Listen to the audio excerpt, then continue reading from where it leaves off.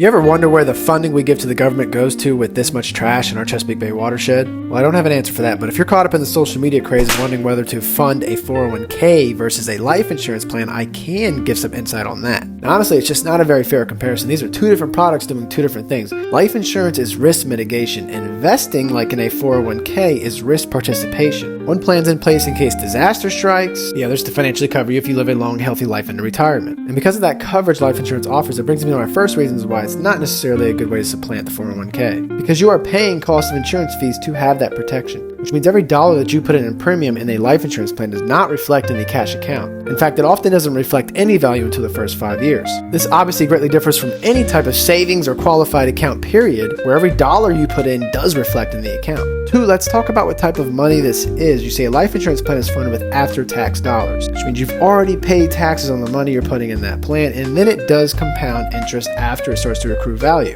Now, that interest is actually usually captured within a window based off one of the indexes. So if the market goes high, you're only going to capture a percentage of that. If the market goes low, you usually have some sort of base floor interest rate that you'll get no matter what, meaning you can't actually lose money on a poor market. But because you're funding it with after-tax dollars, obviously there's less of your gross revenue going into the plan, therefore less compounding interest effect. In comparison to the 401k, which is a qualified account, this is being funded with before-tax dollars. The government has not taken their money yet, which means more of your money goes into the account and compounds, which means more money on more money. Now, this brings me to our third point here, and that one of the things many people point to in the 401k is that the government will penalize you if you access it too early before 59.5. And then once you are able to access it penalty-free, they will then take their taxes. But life insurance has its own fees and costs related to trying to access that money. You see, within on average of the first 15 years of a life insurance policy, you're going to have what's called a cash surrender fee. This is a fee schedule built within the plan that if you were to actually try to withdraw or access that money through canceling the policy, the company would take the policy value, which is the amount of money you're getting interest on, and deduct it by some sort of charge for trying to access that money.